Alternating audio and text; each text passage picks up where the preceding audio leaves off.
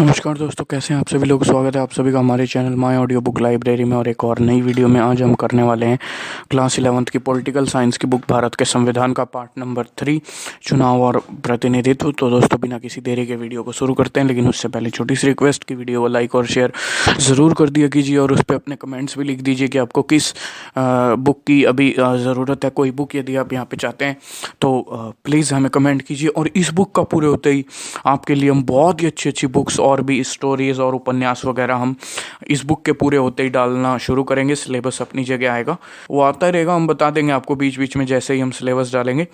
लेकिन उससे पहले हम अब यहाँ पे स्टोरीज और उपन्यास भी डालना धीरे धीरे शुरू करेंगे। तो इसके लिए आपको प्लीज़ हमारे चैनल को सब्सक्राइब कीजिए और औरों से भी सभी से करवाइए। अब दोस्तों बिना किसी देरी के शुरू करते हैं अपनी वीडियो। पार्ट नंबर 3 चुनाव एवं प्रतिनिधित्व। इसका देखेंगे सबसे पहले परिचय। क्या आपने कभी शतरंज खेला है? यदि उसमें काला घोड़ा ढाई घर चले की बजाय सीधा चलने लगे तो क्या होगा? या क्रिकेट के खेल में यदि अंपायर ना हो तो क्या होगा? प्रत्येक खेल में हमें कुछ नियमों का पालन तो करना ही पड़ता है। उन नियमों को बदल दिया जाए तो खेल का परिणाम भी बदल जाएगा। इसी तरह प्रत्येक खेल में एक निष्पक्ष अंपायर होना चाहिए जिसके निर्णयों को सभी खिलाड़ी स्वीकार कर लें। खेल शुरू करने के पहले ही हमें नियमों और अंपायर के बारे में सहमति बनानी पड़ेगी। जो खेल के बारे में सत्य है वही चुनाव के बारे में भी सत्य है। चुनाव संपन्न कराने के भिन्न भिन्न नियम और व्यवस्थाएं हैं। चुनाव का परिणाम इस पर निर्भर करता है कि हमने कैसे नियम बनाए हैं। हमें चुनावों को निष्पक्ष ढंग से कराने के लिए एक मशीनरी भी चाहिए, क्योंकि ये दोनों ही निर्णय चुनावी राजनीति का खेल शुरू होने से पहले ही लिए जाने चाहिए, इसलिए इन्हें सरकार पर नहीं छोड़ा जा सकता। अतः चुनाव के बारे में इन मूलभूत निर्णयों को लोकतांत्रिक देश के संविधान में लिख दिया जाता है। इस अध्याय में हम चुनाव और प्रतिनिधित्व के बारे में संवैधानिक प्रावधानों का अध्ययन करेंगे। अपने संविधान में जिस चुनाव पद्धति को स्वीकार किया गया है, हम उसके महत्व और चुनाव कराने के निष्पक्ष मशीनरी से संबंधित संवैधानिक प्रावधानों के आशय पर प्रकाश डालेंगे। इस संबंध में संविधान के प्रावधानों को संशोधन करने के लिए जो सुझाव दिए गए हैं हम उन्हें भी देखेंगे। इस अध्याय में पढ़ने से हमें निम्नलिखित बातों की जानकारी होगी। चुनाव की विभिन्न विधियां, अपने देश की चुनाव व्यवस्था की विशेषताएं, स्वतंत्र और निष्पक्ष चुनाव कराने के प्रावधानों का महत्व और चुनाव सुधार पर होने वाली बहसें। चुनाव और लोकतंत्र। आइए एक अपने से ही चुनाव और प्रजातंत्र के बारे में दो प्रश्न पूछते हुए अध्याय की शुरुआत करें। क्या बिना चुनाव के लोकतंत्र कायम रह सकता है? क्या बिना लोकतंत्र के चुनाव हो सकते हैं? पिछली कक्षाओं में हमने जो कुछ भी पढ़ा उसके उदाहरणों को प्रयोग करते हुए हमें इन प्रश्नों की चर्चा करनी चाहिए। पहला प्रश्न हमें एक बड़े लोकतंत्र में चुनाव की आवश्यकता के बारे में याद दिलाता है। कोई भी निर्णय लेने के सभी नागरिक प्रत्यक्ष रूप से भाग नहीं ले सकते, अतः लोग अपने प्रतिनिधित्व को चुनते हैं, इसलिए चुनाव महत्वपूर्ण हो जाते हैं। हम जब भी भारतीय लोकतंत्र के बारे में सोचते हैं तो सहज ही हमारा ध्यान पिछले चुनावों पर चला जाता है। आज चुनाव पूरी लोकतांत्रिक प्रक्रिया के जाने पहचाने प्रतीक हो गए हैं। हम प्रायः प्रत्यक्ष और अप्रत्यक्ष लोकतंत्र में अंतर करते हैं। प्रत्यक्ष लोकतंत्र में नागरिक रोजमर्रा के फैसलों और सरकार चलाने के सीधे भाग लेते हैं। प्राचीन यूनान के नगर राज्य प्रत्यक्ष लोकतंत्र के उदाहरण माने जाते हैं। अनेक लोगों के लिए स्थानीय सरकारों, खास तौर पर ग्राम सभाएं प्रत्यक्ष लोकतंत्र का निकटतम उदाहरण हैं। लेकिन जब लाख लोगों को निर्णय लेना हो तो इस प्रकार के प्रत्यक्ष लोकतंत्र के व्यवहार में नहीं लाया जा सकता। इसलिए जनता के शासन का अर्थ सामान्यतः जनता के प्रतिनिधियों के द्वारा चलने वाले शासन से है। ऐसी व्यवस्था में नागरिक अपने प्रतिनिधियों को चुनते हैं जो देश के चुनाव, शासन और प्रशासन को चलाने में सक्रिय रूप से भाग लेते हैं। इन प्रतिनिधियों को चुनने की विधि को चुनाव या निर्वाचन कहते हैं। अतः महत्वपूर्ण निर्णय लेने और प्रशासन चलाने में नागरिकों की सीमित भूमिका है। वे इन नीतियों के निर्माण में बहुत सक्रिय रूप से सम्मिलित नहीं होते। नागरिक उसमें अप्रत्यक्ष रूप से अपने निर्वाचित प्रतिनिधियों के माध्यम से सम्मिलित होते हैं। जिस व्यवस्था में सभी प्रमुख निर्णय निर्वाचित प्रतिनिधियों के माध्यम से लिए जाएं, उसमें प्रतिनिधियों के निर्वाचन का तरीका बहुत महत्वपूर्ण हो जाता है। दूसरा प्रश्न हमें इस बात की याद दिलाता है कि सभी चुनाव लोकतांत्रिक नहीं होते। बहुत सारे गैर लोकतांत्रिक देशों में भी चुनाव होते हैं। वास्तव में गैर लोकतांत्रिक शासक स्वयं को लोकतांत्रिक साबित करने के लिए बहुत आतुर रहते हैं। इसके लिए वे चुनावों को ऐसे ढंग से कराते हैं कि उनके शासन को कोई खतरा ना हो।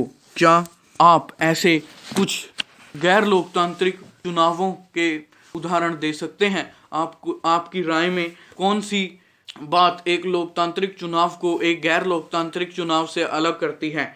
किसी देश में चुनावों को लोकतांत्रिक ढंग से संपन्न कराना सुनिश्चित करने के लिए क्या करना चाहिए? इसी बिंदु पर संविधान की महत्वपूर्ण भूमिका है। एक लोकतांत्रिक देश का संविधान चुनावों के लिए कुछ मूलभूत नियम बनाता है और इस संबंध में विस्तृत नियम कानून बनाने का काम विधायिका पर छोड़ दिया जाता है। मूलभूत नियम सामान्यतः हमें बताते हैं कि कौन मत देने के लिए योग्य है, कौन चुनाव लड़ने के लिए योग्य है, कौन चुनाव की देखरेख करेगा, मतदाता अपना प्रतिनिधित्व कैसे चुनेंगे, मतगणना कैसे होगी और प्रतिनिधियों का चुनाव कैसे होगा। अन्य लोकतांत्रिक संविधानों की भांति भारत का संविधान भी इन सभी प्रश्नों का उत्तर देता है। आप देख सकते हैं कि इसमें पहले तीन प्रश्नों का लक्ष्य एक स्वतंत्र और निष्पक्ष चुनाव है, जिसे लोकतांत्रिक चुनाव कहा जाता है। अंतिम दो प्रश्नों का लक्ष्य न्यायपूर्ण प्रतिनिधित्व है। इस अध्याय में हम चुनाव के बारे में संवैधानिक प्रावधानों के पहलुओं की चर्चा करेंगे। भारत में चुनाव व्यवस्था। ऊपर आपने चुनावों की विभिन्न विधियों के व्यवस्थाओं पर गौर किया होगा। आपको आश्चर्य भी हुआ होगा कि यह सब क्या है। आपने चुनावों के समय चुनाव प्रचार के अपनाए जाने वाले विभिन्न तरीकों के बारे में पढ़ा होगा, लेकिन चुनाव के विभिन्न तरीके क्या हैं? चुनाव संचालन करने के एक व्यवस्था है। इसके लिए अधिकारी और नियम हैं जो बताते हैं कि क्या करें और क्या ना करें। क्या चुनाव व्यवस्था का यही अर्थ है? आपको आश्चर्य हो सकता है कि क्यों संविधान में ये लिखने की जरूरत पड़ी कि मतगणना कैसे होगी और प्रतिनिधि कैसे चुने जाएंगे। क्या यह स्वयं ही स्पष्ट नहीं? लोग जाते हैं और वोट देते हैं। जिस प्रत्याशी को अधिकतम वोट मिलते हैं वह चुनाव चुना जाता है। पूरे विश्व में ऐसे ही चुनाव होते हैं। हमें इसके बारे में क्यों सोचना चाहिए, तो ये हम कुल मिला के जो है इसमें आगे चर्चा करेंगे। इस जो अभी हम चैप्टर कर रहे हैं इसमें, और आइए अब आगे चलते हैं।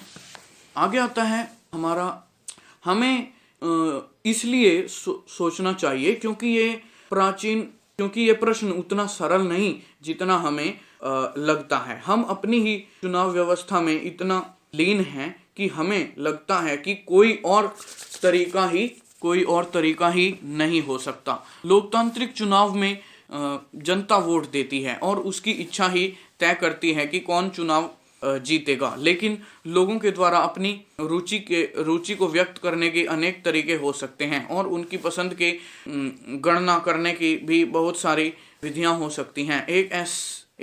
इन अलग अलग नियमों से बात का फैसला बदल सकता है कि जीत किसकी होगी। कुछ नियम ऐसे हैं जिनके बड़े दलों को लाभ पहुंचता है और कुछ नियम ऐसे हैं जिनसे छोटे खिलाड़ियों या दलों को मदद मिलती है। कुछ नियम बहुसंख्यक समुदाय के हित में होते हैं तो अन्य अल्पसंख्यक समुदायों का संरक्षण देते हैं। आइए अब एक नाटकीय उदाहरण से समझें कि ऐसा कैसे होता है और अब आगे चलते हैं। ये भारतीय लोकतंत्र के एक ऐतिहासिक रूप के बारे में है।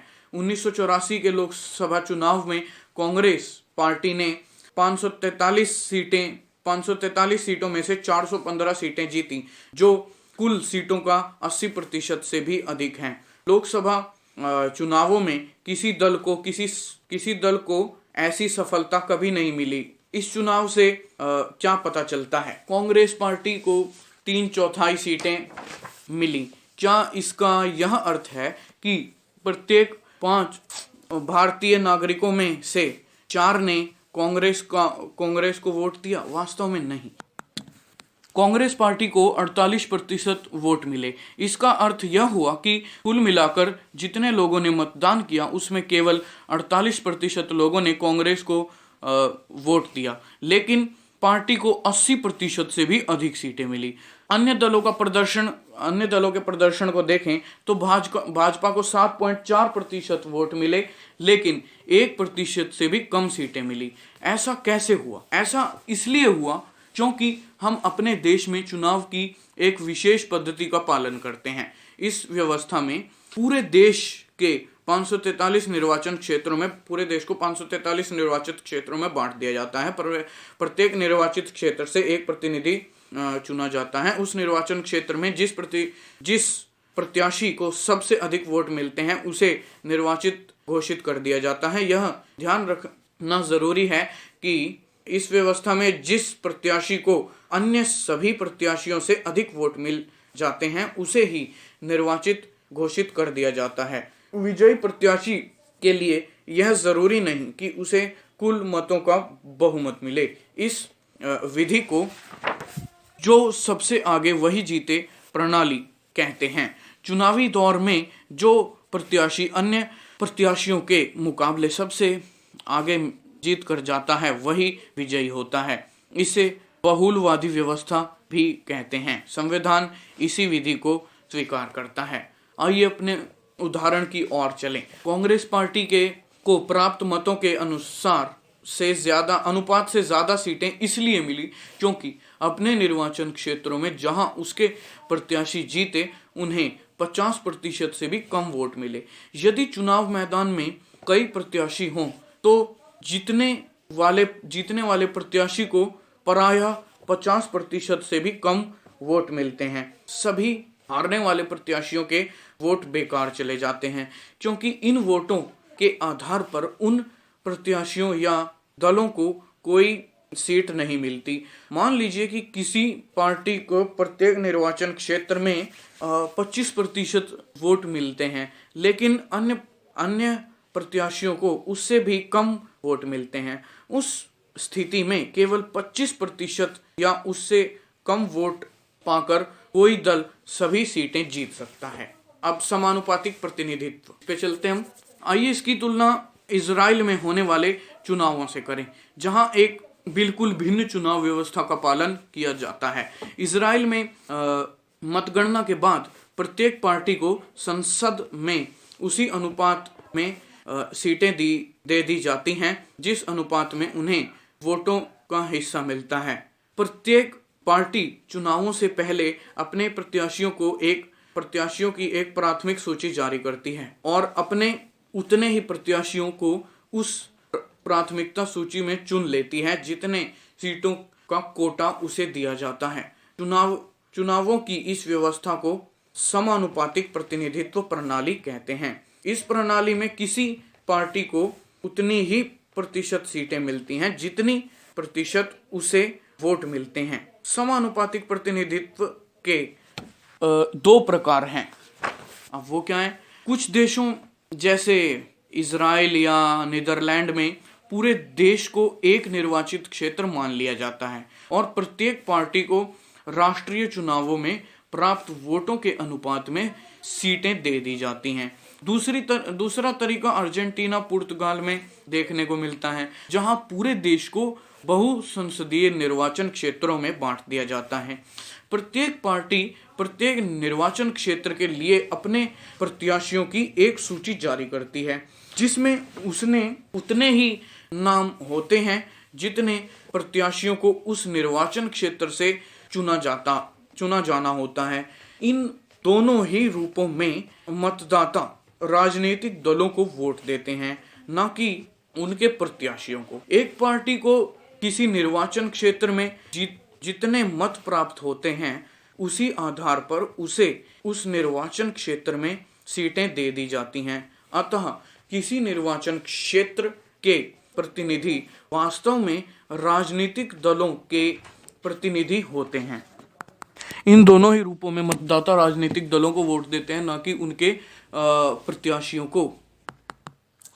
एक पार्टी को किसी निर्वाचन क्षेत्र में जितने मत प्राप्त होते हैं, उसी आधार पर उसे उस निर्वाचन क्षेत्र में उतनी ही सीटें दी जाती हैं। अतः किसी निर्वाचन क्षेत्र के प्रतिनिधित्व में राजनीतिक दलों के प्रतिनिधि होते हैं। भारत में हमारे समानुपातिक प्रतिनिधित्व प्रणाली को केवल अप्रत्यक्ष चुनावों के लिए ही सीमित रूप में अपनाया जाता है। भारत संविधान राष्ट्रपति, उपराष्ट्रपति, राज्यसभा और विधान परिषदों के चुनावों के लिए समानुपातिक प्रतिनिधित्व प्रणाली का एक तीसरा और जटिल स्वरूप प्रदान करता है। और देखिए, यदि इसमें कुछ कट पिट गया हो तो के लिए हम आपसे माफ़ी चाहेंगे, क्योंकि ये थोड़ा सा मिस्टेक थी यहाँ पे, इसलिए थोड़ी सी दिक्कत हो गई। तो यदि कुछ कट पिट गया हो तो मैं माफ़ी चाहूँगा। इजराइल में समानुपातिक प्रतिनिधित्व। इजराइल में चुनावों के लिए समानुपातिक प्रतिनिधित्व प्रणाली अपनाई गई है। वहाँ विधायिका के चुनाव प्रत्येक 4 वर्ष में होते हैं। प्रत्येक पार्टी अपने प्रत्याशियों की एक सूची जारी करती है, लेकिन मतदाता प्रत्याशियों को नहीं वरन पार्टियों को वोट देते हैं। प्रत्येक पार्टी को प्राप्त वोटों के अनुपात में विधायिका में सीटें मिलती हैं। इससे सीमित जनाधार वाली पार्टी प्रत्याशियों को ही विधायिका में कुछ प्रतिनिधित्व मिल जाता है। इससे प्रायः बहुदलीय गठबंधन सरकारें बनती हैं। निम्नलिखित इससे प्रायः गठबंधन की सरकारें बनती हैं, और इसमें थोड़ा सा ब्रैकेट में यह है कि शर्त यह है कि विधायिका में सीट पाने के लिए न्यूनतम 1.5% वोट मिलने चाहिए। अब यहाँ पे 2 कॉलम्स के माध्यम से एक चुनाव प्रक्रिया को जो है दर्शाया जा रहा है। सर्वाधिक वोट पाने वाले की जीत पूरे देश को छोटी छोटी भौतिकी इकाइयों में बांट देते हैं, जिससे निर्वाचन क्षेत्र या जिला कहते हैं। हर निर्वाचन क्षेत्र से केवल एक प्रतिनिधि चुना जाता है। मतदाता प्रत्याशी को वोट देते हैं। पार्टी को प्राप्त वोटों के अनुपात से अधिक या मत सीटें विधायिका में मिल जाती हैं। विजयी उम्मीदवार को जरूरी नहीं कि वोटों का बहुमत 50% या मिले। और दूसरा कॉलम ये कहता है कि समानुपातिक प्रतिनिधित्व किसी बड़े भौगोलिक क्षेत्र को एक निर्वाचन क्षेत्र मान लिया जाता है। पूरा का पूरा देश एक निर्वाचन क्षेत्र गिना जाता है। एक निर्वाचन क्षेत्र से कई प्रतिनिधि चुने जाते हैं। मतदाता पार्टी को वोट देते हैं। हर पार्टी को प्राप्त मत के अनुपात में विधायिका में सीटें हासिल होती हैं। विजयी उम्मीदवार को वोटों का बहुमत हासिल होना चाहिए, जैसे कि इजराइल और नीदरलैंड में होता है।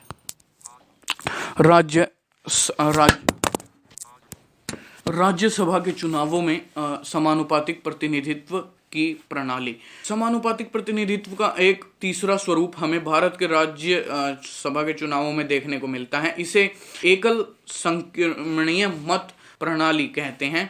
प्रत्येक राज्य को राज्यसभा में सीटों को निश्चित कोटा प्राप्त है। राज्यों की विधानसभा में सदस्यों द्वारा इन सीटों के लिए चुनाव किया जाता है। इसमें राज्य के विधायक ही मतदान करते हैं। मतदाता चुनाव में खड़े हुए प्रत्याशियों को अपनी पसंद के अनुसार एक वरीयता क्रम में मत देते हैं।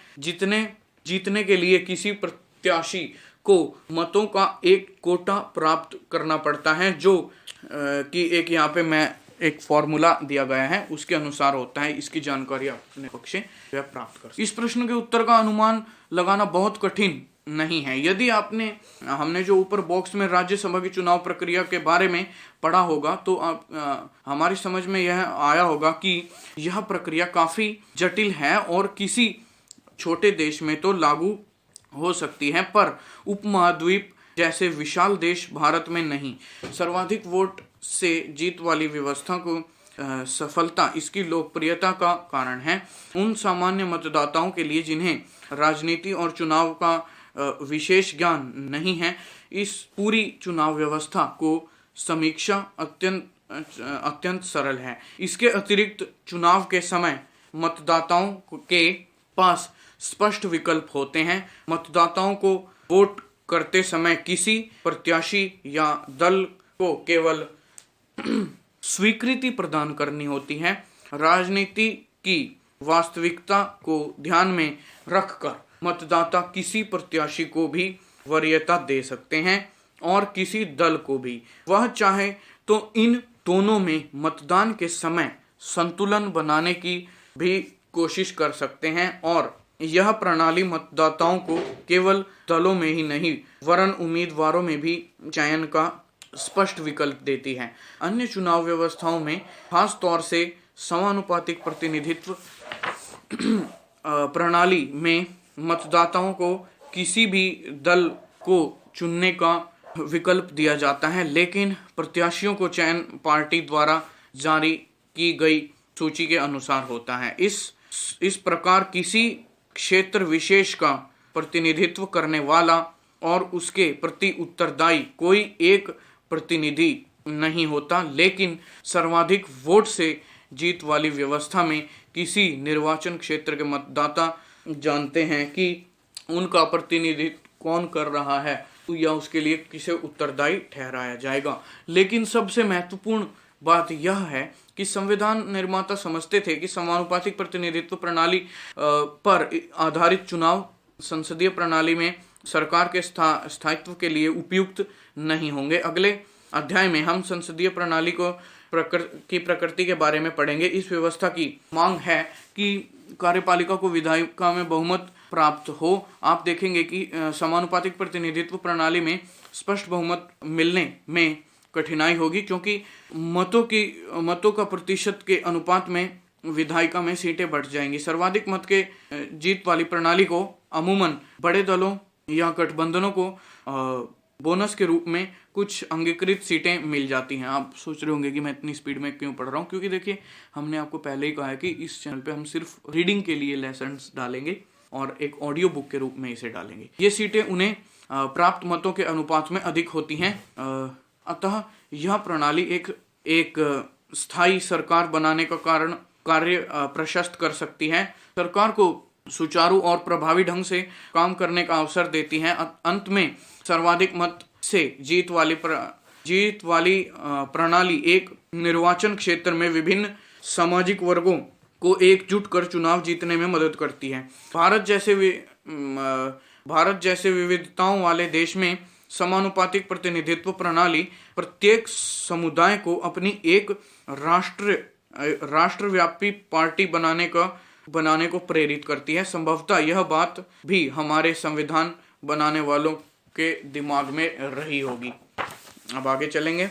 आगे आता है संविधान का अब तक का कामकाज संवैधानिक निर्माताओं की अपेक्षाओं को प्रमाणित करता है। संविधान निर्माताओं की उम्मीदों को संविधान की कार्यप्रणाली के प्राप्त अनुभव प्रमाणित करते हैं। सर्वाधिक मत से जीत वाली पार्टी आम मतदाताओं के लिए सरल और सुपरिचित सिद्ध हुई है। इतने केंद्र और राज्यों में बड़े दलों को स्पष्ट बहुमत प्राप्त करने में मदद दी है। इस प्रणाली ने उन दलों को भी हतोत्साहित किया है जो किसी एक जाति या समुदाय से भी अपने सभी वोट प्राप्त करते हैं। सामान्यतः संवैधानिक मत से जीत वाली प्रणाली से द्विदलीय व्यवस्था उभरती है। इसका मतलब यह है कि सत्ता के लिए दो प्रमुख प्रतियोगी हैं जो यही दोनों बारी बारी से सत्ता प्राप्त करते हैं। नए दलों को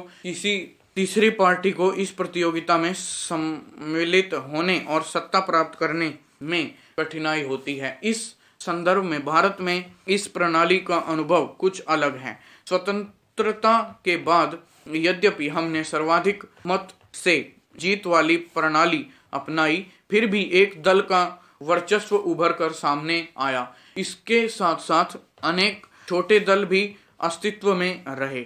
1989 के बाद भारत में बहुदलीय गठबंधनों की कार्यप्रणाली को देखा जा सकता है। इसके साथ अनेक राज्यों में धीरे धीरे द्विदलीय प्रतियोगिता उभर रही है, लेकिन भारत की दलीय प्रणाली की प्रमुख विशेषता यह है कि गठबंधन सरकारों के आने से नए और छोटे दलों को सर्वाधिक मत से जीत वाली प्रणाली के बावजूद चुनाव प्रतियोगिता में प्रवेश करने का मौका नहीं मिलता। निर्वाचित क्षेत्रों का आरक्षण। हमने पहले पढ़ा कि सर्वाधिक मत से जीत वाली प्रणाली में किसी निर्वाचित क्षेत्रों में जिस किसी उम्मीदवार को सबसे अधिक वोट मिल जाते हैं उसे ही चुना हुआ घोषित कर दिया जाता है। इससे छोटे छोटे सामाजिक समूहों का अहित हो जाता है। यह भारतीय सामाजिक प्रवेश में और अधिक महत्वपूर्ण है कि हमारे यहाँ जाति आधारित भेदभाव का इतिहास हुआ है। इस ऐसी सामाजिक व्यवस्था में सर्वाधिक मत से जीत वाली प्रणाली का परिणाम यह होगा कि दबंग सामाजिक समूह और जातियां ही हर जगह जीत जाएंगी और दलित उत्पीड़ित सामाजिक समूहों को कोई प्रतिनिधित्व प्राप्त नहीं हो पाएगा। हमारे संविधान निर्माता इस कठिनाई से वाकिफ थे और ऐसे दलित उत्पीड़न सामाजिक समूहों के लिए उचित और न्यायपूर्ण प्रतिनिधित्व सुनिश्चित करने की आवश्यकता को समझते थे। अब ये एक वाद विवाद दिया गया है, यहाँ पे संविधान सभा का विचार दिया गया है कि प्रत्येक निर्वाचित मंडल की व्यवस्था भारत के लिए अभिशाप नहीं है, इसने देशों में अपूरणीय क्षति की है। पृथक निर्वाचन मंडल में हमारी प्रगति को धूमिल किया है। हम मुसलमान राष्ट्रों में मिल जाना चाहते हैं। खुदा के वास्तव में मुसलमान समुदाय के लिए किसी प्रकार आरक्षण पर विचार नहीं किया है। तो ये है तजामुल हुसैन संविधान सभा वाद विवाद खंड 8 पृष्ठ 333। स्वतंत्रता के पूर्व भी इस विषय पर बहस हुई थी कि ब्रिटिश सरकार ने पृथक निर्वाचन मंडल की शुरुआत की थी। इसका अर्थ यह था कि किसी समुदाय के प्रतिनिधि के चुनाव में केवल उसी समुदाय के लोग वोट डाल सकेंगे।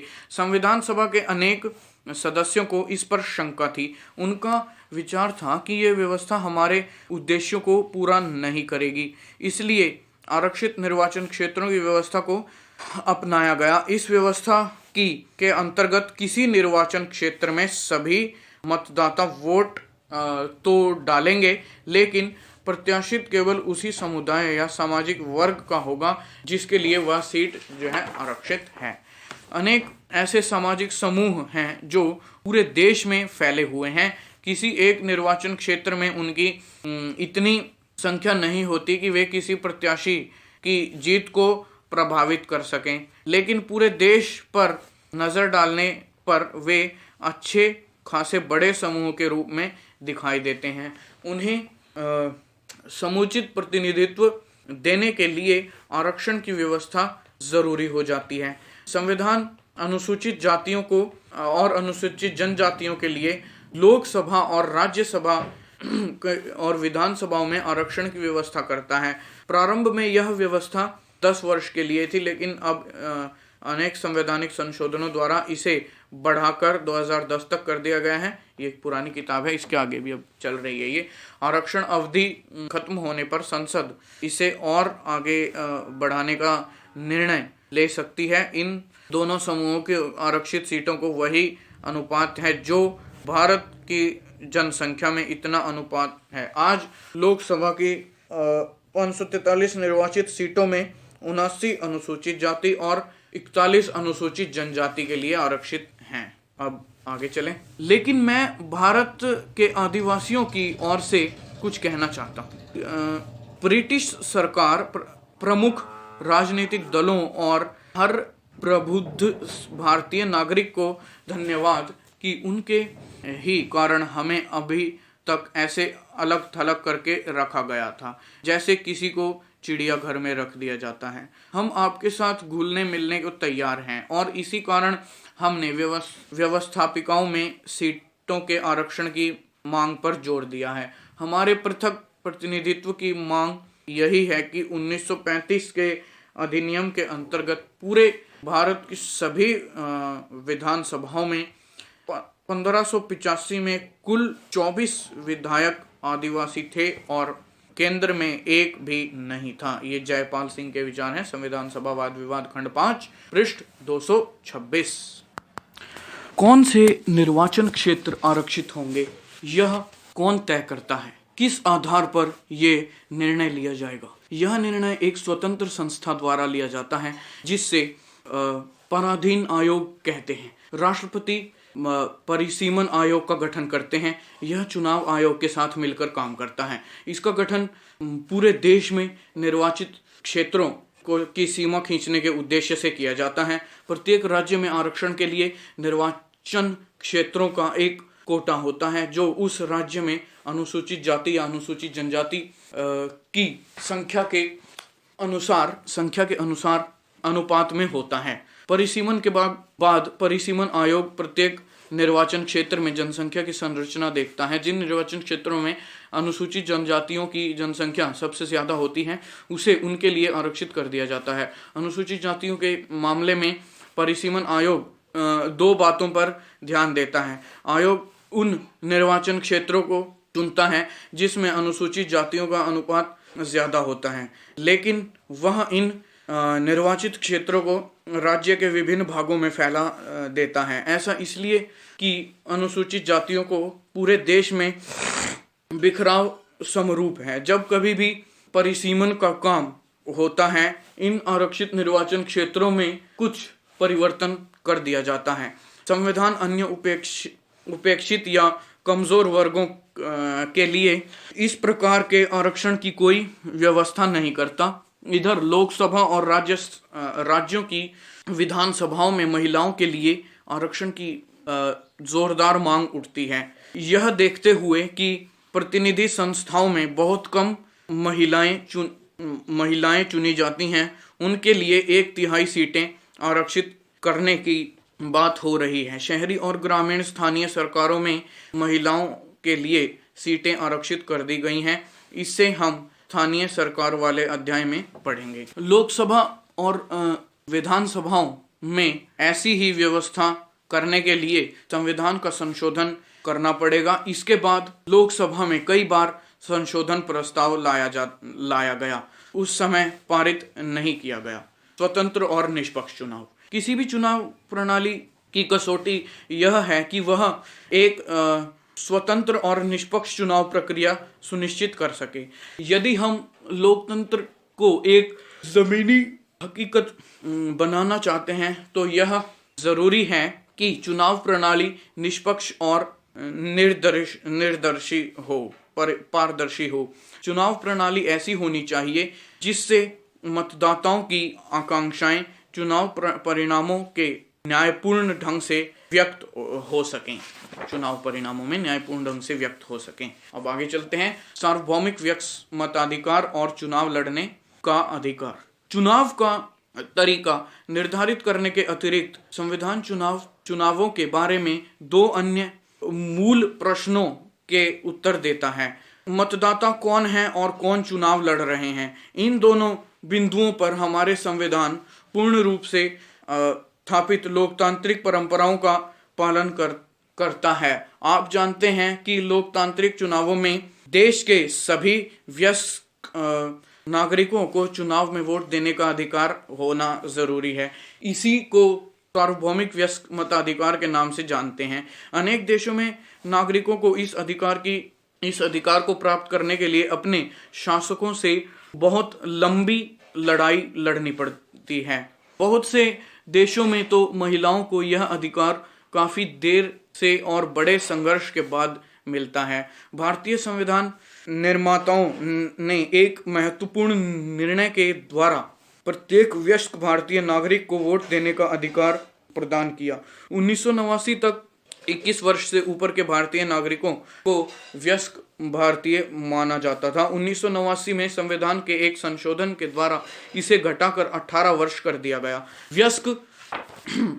वयस्क मताधिकार सभी नागरिकों को अपने प्रतिनिधियों का चयन प्रक्रिया में भाग लेने का अवसर प्रदान करता है। यह समानता और गैर भेदभाव के सिद्धांत के अनुरूप है, जिसका अध्ययन हमने अधिकारों वाले अध्याय में किया है। अनेक लोग पहले और आज भी ऐसा मानते हैं कि बिना शैक्षणिक योग्यता के सभी को वोट देने का अधिकार होना सही निर्णय नहीं था, लेकिन हमारे संविधान निर्माताओं को सभी नागरिकों की योग्यता और महत्व में समान रूप से विश्वास था कि वे समाज, देश और अपने निर्वाचन क्षेत्र के लिए हित में निर्णय ले सकते हैं। जो वोट देने का अधिकार के बारे में सच है, वही चुनाव लड़ने के अधिकार के बारे में भी सच है। सभी नागरिकों को चुनाव में खड़े होने और जनता का प्रतिनिधित्व होने का अधिकार है, लेकिन विभिन्न पदों पर चुनाव लड़ने की न्यूनतम आयु अर्हता भिन्न भिन्न होती है। उदाहरण के लिए लोकसभा या विधान सभा चुनाव में खड़े होने के लिए उम्मीदवार को कम से कम 25 वर्ष का होना चाहिए। कुछ और भी प्रतिबंध हैं, जैसे कि कानूनी प्रतिबंध या है कि यदि किसी व्यक्ति को किसी अपराध के लिए 2 से अधिक वर्षों के लिए जेल हुई हो तो वह चुनाव लड़ने के योग्य नहीं है। लेकिन चुनाव लड़ने के लिए आय, शिक्षा या वर्ग या लिंग के आधार पर कोई प्रतिबंध नहीं है। इस रूप में हमारे चुनाव व्यवस्था में नागरिकों के लिए खुली हुई है। स्वतंत्र निर्वाचन आयोग। भारत में चुनाव प्रक्रिया को स्वतंत्र और निष्पक्ष बनाने के लिए कई प्रयास किए गए हैं। एक स्वतंत्र निर्वाचन आयोग की स्थापना इनमें सबसे महत्वपूर्ण कदम है, जो चुनावों को संचालन और देखरेख के लिए बनाया गया है। क्या आप जानते हैं कि अनेक देशों में चुनाव कराने के लिए किसी स्वतंत्र मशीनरी का अभाव है। अनुच्छेद 324(1) इस संविधान के अधीन संसद और प्रत्येक राज्य के विधानमंडल के लिए कराए जाने वाले सभी निर्वाचनों के लिए तथा राष्ट्रपति और उपराष्ट्रपति के पदों के निर्वाचन के लिए निर्वाचक नामावली समय तैयार करने और उससे सभी निर्वाचन संचालन के अधिकारी निर्देशन और नियंत्रण के आयोग के निहित होगा। भारतीय संविधान का अनुच्छेद 324 निर्वाचनों के लिए मतदाता सूची तैयार करने और चुनाव के संचालन का अधिकार, निर्देशन और नियंत्रण का अधिकार एक स्वतंत्र निर्वाचन आयोग को देता है। संविधान के ये शब्द बहुत ही महत्वपूर्ण हैं, क्योंकि ये निर्वाचन आयोग को चुनावों से संबंधित हो बात पर अंतिम निर्णय करने की भूमिका सौंपते हैं। सर्वोच्च न्यायालय ने भी संविधान की इस व्याख्या को सहमति व्यक्त की है। भारत के निर्वाचन आयोग की सहायता करने के लिए प्रत्येक राज्य में एक मुख्य निर्वाचन अधिकारी होता है। निर्वाचन आयोग स्थानीय निकायों के चुनाव के लिए जिम्मेदार नहीं होता, जैसा कि हम स्थानीय सरकारों वाले अध्याय में पढ़ेंगे। इसके लिए राज्यों और राज्य निर्वाचन आयुक्त होते हैं, जो निर्वाचन आयोग से अलग कार्य करते हैं और इनमें से प्रत्येक का काम करने का अपना अलग दायरा होता है। भारत का निर्वाचन आयोग एक सदस्यीय बहुसदस्यीय हो सकता है। 1989 तक निर्वाचन आयोग एक सदस्यीय था। 1989 के आम चुनावों के ठीक पहले 2 अन्य निर्वाचन आयुक्तों को नियुक्त कर बहुसदस्यीय बनाया गया। चुनावों के बाद उसे फिर एक सदस्यीय बना दिया गया। 1993 में पुनः 2 निर्वाचन आयुक्तों को नियुक्ति हुई और निर्वाचन आयोग को बहुसदस्यीय हो गया। तब से यह अभी तक बहुसदस्यीय ही है। शुरू में बहुसदस्यीय निर्वाचक आयोग को लेकर तरह तरह की शंकाएं थी। मुख्य निर्वाचन आयुक्त और अन्य आयुक्तों के बीच इस बात पर घोर मतभेद था कि किसको कितनी शक्ति प्राप्त है। इसका समाधान सर्वोच्च न्यायालय को करना पड़ा। अब इस बात पर सामान्य सहमति है कि बहुसदस्यीय निर्वाचन आयोग ज्यादा उपयुक्त है, क्योंकि इससे आयोग की शक्तियों में साझेदारी हो गई है और आयोग पहले ही से कहीं ज्यादा जवाबदेह बन गया है। मुख्य निर्वाचन आयुक्त निर्वाचन आयोग की अध्यक्षता करता है, लेकिन अन्य लोगों जो 2 निर्वाचन आयुक्तों की तुलना में उसे ज्यादा शक्तियां प्राप्त नहीं हैं। एक सामूहिक संस्था के रूप में चुनाव संबंधी हर निर्णय में मुख्य निर्वाचन आयुक्त और अन्य दोनों निर्वाचन आयुक्तों के शक्तियां समान हैं। उनकी नियुक्ति राष्ट्रपति द्वारा मंत्री परिषद के परामर्श पर की जाती है। ऐसे में संभव है कि सरकार के द्वारा किसी भी हितैषी की नियुक्ति निर्वाचन आयोग में कर दी जाए और चुनावों में सरकार का समर्थन करे। इस शंका के चलते अनेक लोगों ने इस प्रक्रिया को बदलने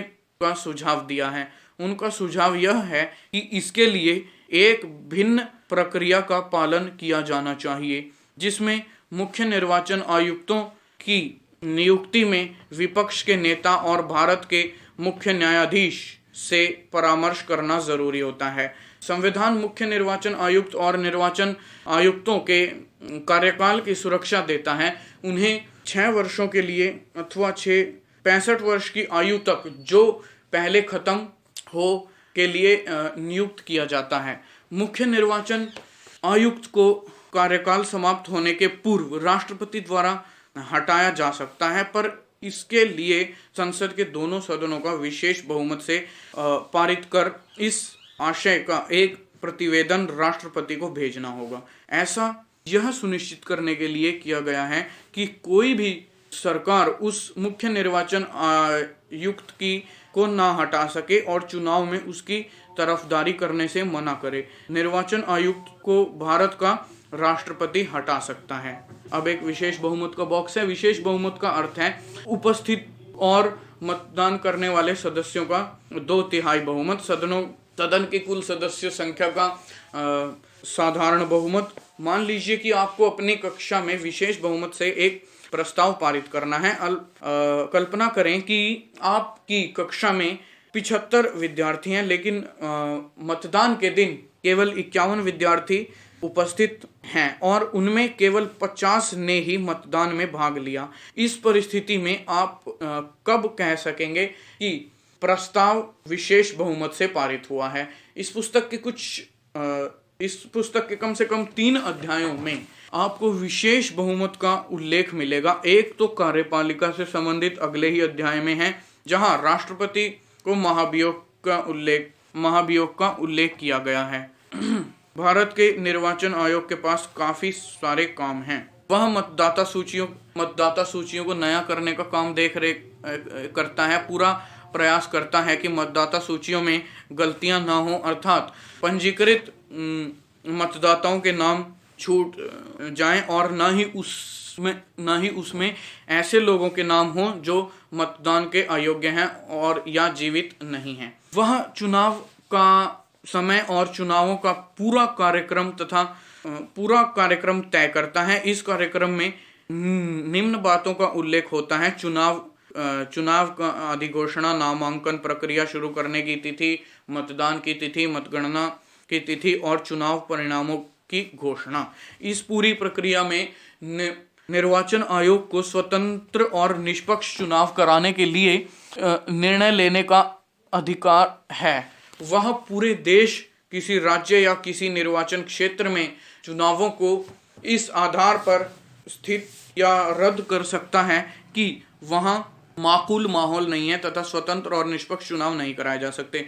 निर्वाचन आयोग राजनीतिक दलों और उनके उम्मीदवारों के लिए एक आदर्श आचार संहिता लागू करता है। वह किसी भी निर्वाचन क्षेत्र में दोबारा चुनाव कराने की आज्ञा दे सकता है यदि उसे लगे कि मतगणना प्रक्रिया पूरी तरह से उचित और न्यायपूर्ण नहीं है, तो वह दोबारा मतगणना कराने की आज्ञा दे सकता है। निर्वाचन आयोग राजनीतिक दलों को मान्यता देता है और उन्हें चुनाव चिन्ह प्रदान करता है। निर्वाचन आयोग के पास बहुत ही सीमित कर्मचारी होते हैं। वह प्रशासनिक मशीनरी की मदद से चुनाव करवाता है, लेकिन एक बार चुनाव प्रक्रिया शुरू हो जाने पर चुनाव संबंधी कार्यों की संबंध में आयोग का पूरा प्रशासनिक मशीनरी पर नियंत्रण हो जाता है। चुनाव प्रक्रिया के दौरान राज्य और केंद्र सरकार के प्रशासनिक अधिकारियों को चुनाव संबंधी कार्य दिए जाते हैं और इस संबंध में निर्वाचन आयोग का उन पर पूरा नियंत्रण होता है। निर्वाचन आयोग इन अधिकारियों का तबादला कर सकता है या उनके तबादले को रोक सकता है। अधिकारी निष्पक्ष ढंग से काम करने में विफल रहे तो आयोग उनके विरुद्ध कार्रवाई कर सकता है। विगत वर्षों में निर्वाचन आयोग एक स्वतंत्र सत्ता के रूप में उभरता है, जिसने चुनाव प्रक्रिया की निष्पक्षता सुनिश्चित करने के लिए अपनी शक्तियों का प्रयोग किया है। उसने चुनाव प्रक्रिया की गरिमा बनाए रखने के लिए निष्पक्ष और न्यायपूर्ण ढंग से काम किया है। विगत वर्षों में निर्वाचन आयोग एक स्वतंत्र सत्ता के रूप में उभरा है, जिसने चुनाव प्रक्रिया की निष्पक्षता सुनिश्चित करने के लिए अपनी शक्तियों का प्रयोग किया है। उसने चुनाव प्रक्रिया को गरिमा बनाए रखने के लिए निष्पक्ष और अन्यायपूर्ण ढंग से काम किया है। निर्वाचन आयोग का इतिहास इस बात का गवाह है कि संस्थाओं को कार्यप्रणाली में प्रत्येक सुधार के लिए कानूनी या संवैधानिक परिवर्तन आवश्यक नहीं। यह आम धारणा है कि 20 वर्ष पहले के मुकाबले आज निर्वाचन आयोग ज्यादा स्वतंत्र और प्रभावी है। ऐसा इसलिए नहीं है क्योंकि निर्वाचन आयोग की शक्तियां या उसकी संवैधानिक सुरक्षा बढ़ा दी गई है। दरअसल निर्वाचन आयोग ने केवल उन शक्तियों का और प्रभावशाली ढंग से प्रयोग करना शुरू कर दिया है जो उसे संविधान में पहले ही दी गई थी। पिछले 55 वर्षों में लोकसभा के 14 चुनाव और विधानसभा के निर्वाचन आयोग के द्वारा विधानसभा के अनेक चुनाव और उपचुनाव कराए गए।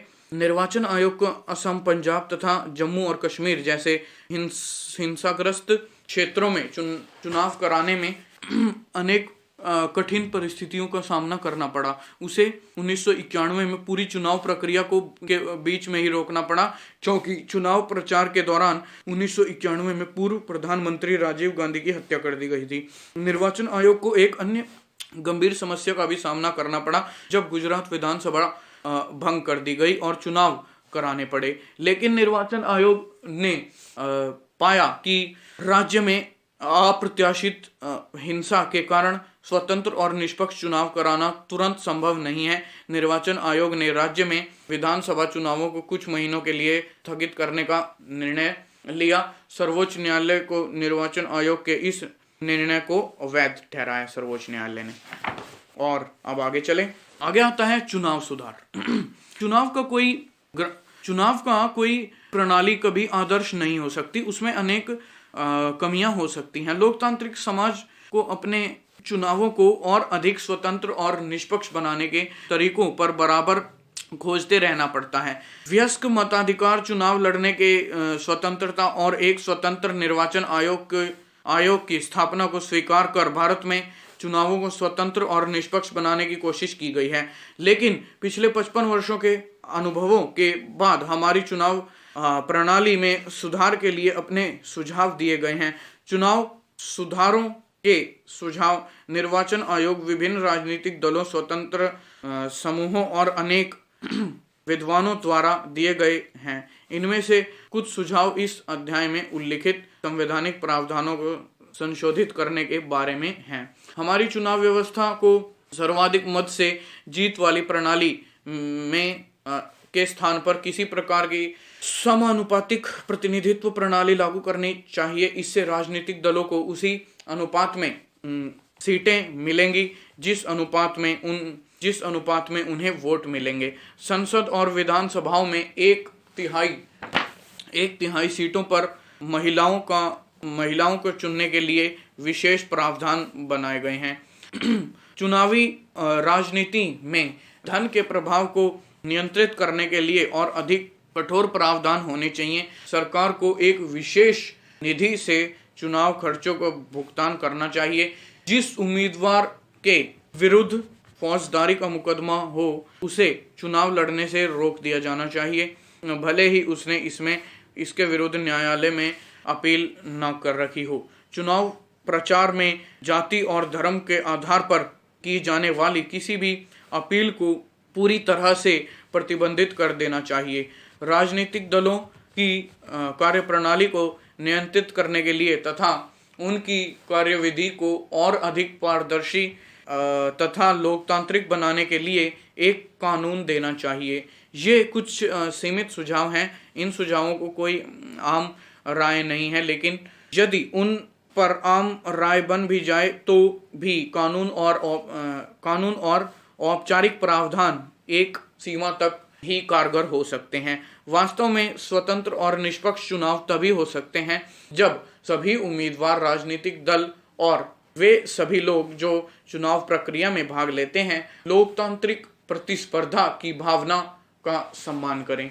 कानूनी सुधारों के अतिरिक्त दो और तरीके हैं जिनसे यह सुनिश्चित किया जा सकता है कि चुनाव जनता के अपेक्षाओं और लोकतांत्रिक आकांक्षाओं को कैसे व्यक्त करें। पहला तो यह कि जनता को स्वयं ही और अधिक सतर्क रहना चाहिए तथा राजनीतिक कार्यों में और सक्रियता से भाग लेना चाहिए।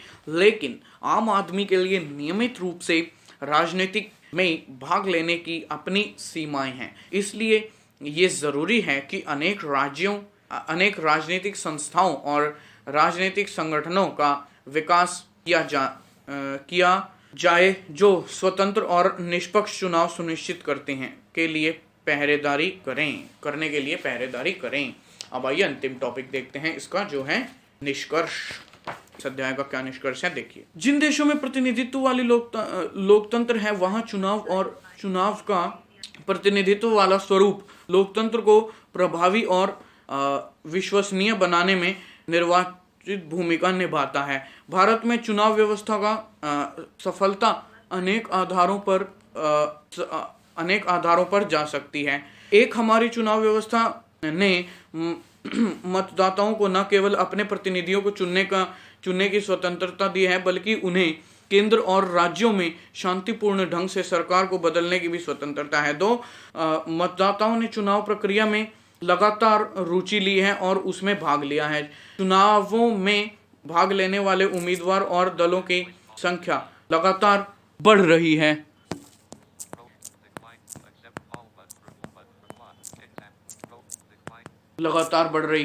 तीन, चुनाव व्यवस्था में सभी को सम्मान मिला है और यह सभी को साथ लेकर चली है। हमारे प्रतिनिधियों की सामाजिक पृष्ठभूमि भी धीरे धीरे बदली है। अब हमारे प्रतिनिधि विभिन्न सामाजिक वर्गों से आते हैं, यद्यपि इनमें कभी महिलाओं की संख्या में संतोषजनक वृद्धि नहीं हुई है। 4, देश के अधिकतर भागों में चुनाव परिणाम चुनावी अनियमितताओं और धांधली से प्रभावित नहीं होते। यद्यपि चुनाव में धांधली करने के अनेक प्रयास किए जाते हैं। आपने चुनावों में हिंसा, मतदाता सूचियों में वोटों का नाम गायब होने की शिकायतें, डराए धमकाए जाने की आदि की शिकायतें अक्सर सुनी होंगी। फिर सभी ऐसी घटनाओं से शायद ही कोई चुनाव परिणाम प्रत्यक्ष रूप से प्रभावित हुआ होगा।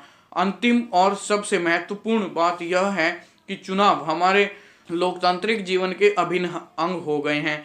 कोई इस बात की कल्पना भी नहीं कर सकता कि कभी कोई सरकार चुनावों में जनादेश का उल्लंघन भी करेगी। इसी तरह कभी यह भी कल्पना नहीं कर सकता कि बिना चुनावों के कोई सरकार बन सकेगी। वास्तव में भारत में निश्चित अंतराल पर होने वाले नियमित चुनावों को एक महान लोकतांत्रिक प्रयोग के रूप में ख्याति मिली है। इन सभी बातों से हमारी चुनाव व्यवस्था को देश विदेश में आदर से देखा जाता है। भारत में मतदाता के अंदर आत्मविश्वास है। मतदाताओं के निगाह में निर्वाचन आयोग का कद बड़ा है। यह हमारे संविधान निर्माताओं के मूल निर्णयों को उचित ठहराता है। यदि चुनाव प्रक्रिया को कुछ और दोष रहित बनाया जा सके तो हम मतदाता और नागरिक के रूप में लोकतंत्र के इस महोत्सव का और अच्छी तरह आनंद उठा सकेंगे तथा इससे और अर्थपूर्ण बना सकेंगे। इसी के साथ दोस्तों हमारा लेसन और वीडियो दोनों ही समाप्त होते हैं। यदि आपको कोई वीडियो अच्छी लगी हो तो कमेंट कीजिए, कोई बुक चाहिए तो आप हमें कमेंट में बताइए, और वीडियो को लाइक और शेयर कीजिए, चैनल को सब्सक्राइब कीजिए। और दोस्तों जैसे ही ये बुक पूरी होती है, हमारा प्रयास है कि हम आपके लिए कुछ स्टोरी बुक्स और साथ में ही एक कैटलॉग भी देंगे, एक लाइब्रेरी का। उसमें आपको यदि कोई भी बुक आपको इस चैनल पर चाहिए होगी तो उसमें एक एक्सेशन नंबर दिया होगा, वो आप हमें कमेंट में लिख दीजिए और लिख दीजिए आगे कि हमें ये बुक चाहिए। मैं आपको पक्का वो बुक उपलब्ध करवाऊंगा इस चैनल पर, ताकि वो आप लोगों के काम आ सके। इसी के साथ दोस्तों वीडियो को एंड करते हैं। लाइक और शेयर जरूर कीजिएगा, इस पर अपने कमेंट कीजिएगा, सब्सक्राइब कर लीजिए चैनल को जो लोग नए हैं, और औरों से भी करवाइए ताकि हमारे इस प्रयास को बल मिल सके। दोस्तों ये प्रयास सिर्फ आप लोगों के भरोसे पर ही किया जा रहा है। जितना आप लोग इसे प्यार देंगे उतना ही हम आगे सार्थकता से और मतलब रिकॉर्डिंग्स भी कर पाएंगे। तो ओके दोस्तों, बाय, मिलेंगे नेक्स्ट वीडियो में।